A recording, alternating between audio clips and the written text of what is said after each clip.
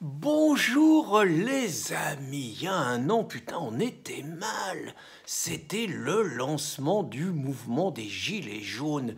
Les ploucs descendaient dans la rue, et les ploucs descendaient dans la rue et refusaient de payer l'essence au juste prix pour sauver la planète. Pourtant, tout le monde était d'accord. On avait institué une taxe carbone. La taxe carbone, elle allait amener le prix du litre d'essence à 1,50 €, 1,70 €, 1,80 €, bientôt 2 €. On expliquait aux ploucs que pour sauver la planète, il allait falloir se débarrasser de leurs vieilles bagnoles qui polluaient à l'essence, au diesel et tout, et qu'il allait falloir acheter des voitures électriques qui coûtaient cher, certes, mais on allait les aider, il n'y a pas de problème. Puis il fallait qu'ils prennent un petit peu les transports en commun, les ploucs. On leur expliquait tout ça. Et puis on leur expliquait que leur vieille chaudière à fioul, c'est pareil, on avait des trucs mieux. Puis il y avait les éoliennes, il y avait tout ça. Bref, on leur expliquait qu'il allait falloir qu'ils changent leur méthode de vie. Et voilà, ils n'ont rien compris, les ploucs. Pourtant, ils avaient commencé à lancer leur mouvement. On avait dit que c'était des mouvements d'extrême droite. Les seuls qui les soutenaient, c'était Marine Le Pen ou Dupont-Aignan. Sinon, les syndicats, Martinez, il avait interdit à ces mecs de descendre. Que le Antinotin disait que c'était l'extrême droite raciste et tout. Et c'est vrai qu'on a vu, les ploucs, ils étaient qu'entre eux. Il n'y avait que des petits blancs sur les barrages.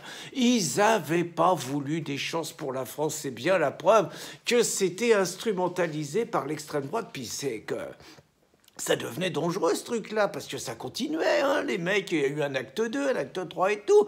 Donc s'ils commençaient à remettre en cause la transition écolo, si l'extrême droite faisait passer son discours, elle allait peut-être leur expliquer aussi que s'ils payaient le prix de le litre d'essence à 1,50 €, c'était peut-être aussi le prix de l'immigration qui coûtait quand même plus de 100 milliards par an, quand on leur expliquait qu'il n'y avait pas d'argent à eux, alors qu'on multipliait les plans banlieue et jamais les plans campagne. Dangereux ce truc-là.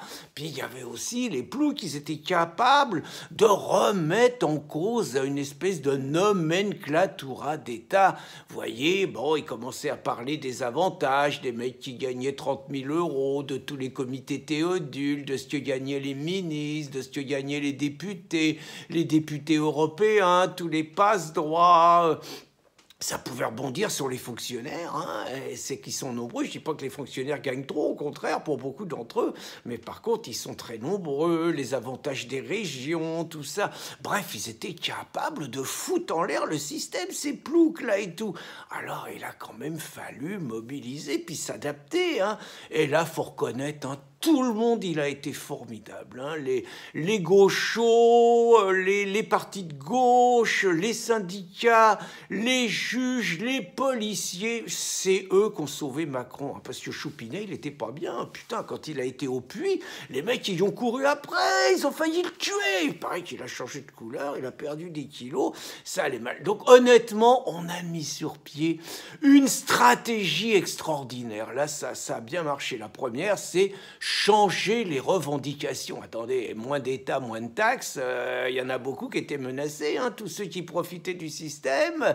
On allait peut-être examiner s'ils servaient vraiment la Respublica, l'intérêt commun. Donc on a changé les trucs, on a dit le RIC d'abord. Alors là, Chouard, il a été bien. Le RIC, ça a été une superbe diversion pendant ce temps-là. Les mecs, ils parlaient plus de moins d'impôts, moins de taxes. Et puis après, on a parlé des retraites, de plus de justice sociale, des inégalités sociales. Et donc, en gros, on a transformé un truc, moins d'impôts, moins d'État, en plus de taxes, plus d'impôts, faire payer les riches et tout. Putain, ça marche à tous les coups. Puis alors, fallait faire gaffe parce que il y avait aussi l'extrême droite qui véhiculait des discours patriotes, nationalistes et tout. Et là, faut reconnaître les militants milices gauchos, ils ont fait un boulot formidable. Hein. Partout, ils leur ont pété la gueule, ils les ont empêchés d'intervenir sur les ronds-points, dans les manifs, ils les viraient et tout. Puis on avait donné des consignes aux flics. Hein. Surtout, fallait les laisser faire. Hein. Fallait faire chier Génération Identitaire, parenthèse qui manifeste demain dans les rues de Paris, 14h à d'Enfer-Rochereau, je referme la parenthèse. Donc, il y a eu des consignes de donner, foutre la paix aux gauchos et embêter, persécuter les gilets jaunes d'origine et puis ceux qu'on appelait l'extrême droite. Et puis les journalistes. Alors les journalistes extraordinaires, hein, qu'est-ce qu'ils leur ont mis dans la gueule? Ils n'ont pas arrêté de dire, dès qu'il y avait un petit truc, une petite phrase et tout, ils n'arrêtaient pas de dire que les gilets jaunes, ils étaient antisémites. Ils disaient que les gilets jaunes, ils étaient sexistes. Ils disaient que les gilets jaunes, ils étaient racistes. Il disait que les gilets jaunes, c'était un petit peu les milices fascistes des années 30 et tout. Ah, ils ont fait un boulot formidable, hein, un travail de calomnie et tout, tous les jours, hein, matin, midi et soir, les grands médias, Brunet, Pascal Praud et tout, ils ont fait le boulot, hein, vraiment, vraiment super. Hein. Et puis les policiers, hein, ah là, les policiers, eux qu'on prenait plein la gueule par les racailles, qui faisaient jamais rien et tout. Là, les mecs, ils ont montré, hein, ils ont tiré à balles tendues, des flashballs et tout. Ils en ont quand même énuclé une vingtaine, hein, à ce sujet. Je vous recommande, je l'ai lu hier, le livre de Fiorina Ligné, Tir à vue, la répression selon Macron. Ouh là là, elle en dit des choses, puis elle parle surtout des conséquences. Hein, elle a perdu un œil, la gamine, 20 ans. Mais bon, les policiers, vraiment, c'est grâce à eux si Choupinet, il est encore en poste. Hein. Là, vraiment, ils n'ont pas fait de quartier. Hein. Puis alors, les juges, extraordinaires. Hein. Alors, les juges, la culture de l'excuse, vous savez, d'habitude, la culture de l'excuse pour les racailles et tout, c'est les causes sociales, c'est à cause du racisme. Alors là, les gilets jaunes, ils en ont mis 400 tôles. 400 tôles, 10 000 gardes à vue, les mecs bloqués tout le week-end, des perquisitions, des mecs surveillés avant de prendre le train, les mecs fouillés partout, les mecs nassés. Là, franchement, ils leur ont pas fait de cadeau, hein, les flics. Et puis... Bon, un beau boulot aussi, ça a été les chefs gilets jaunes. Fallait surtout pas des mecs comme Franck Buller ou comme Benjamin Cauchy, suspectés d'être un peu trop proches de la cause patriotique. Ils ont choisi souvent des neuneux un peu gauchos qu'on mettait sur les plateaux de télévision pour détourner un petit peu la question des vraies réalités. Surtout pas question de parler d'immigration. Alors là, il y avait Maxime Nicole, alors lui, il était bien, hein, puis Éric Drouet, et puis... Priscilla, la Ludovski, alors elle travaillait comme Drouet d'abord, puis comme Jérôme Rodriguez, il travaillait à la convergence des luttes avec les banlieues, avec le comité Amara Traoré. C'est sûr que les gilets jaunes, racistes, blancs, ronds-points de la France profonde, ils pouvaient plus s'y reconnaître, on se débarrassait d'eux.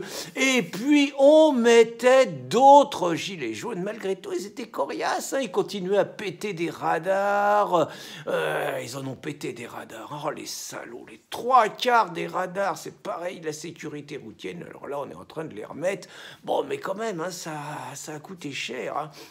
Donc tout ça pour dire, heureusement que la gauche et l'extrême gauche et tout l'appareil d'État, ils étaient là, ils ont sauvé le système, ils ont sauvé le Macron. Grâce à eux, maintenant le mouvement il s'est essoufflé.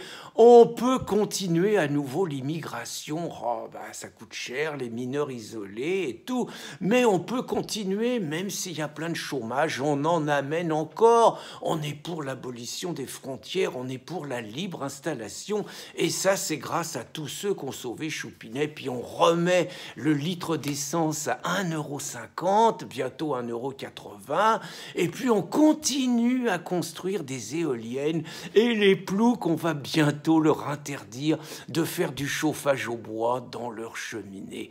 Encore merci la gauche, encore merci l'extrême gauche d'avoir sauvé Choupinet contre les ploucs. Bonne journée les amis.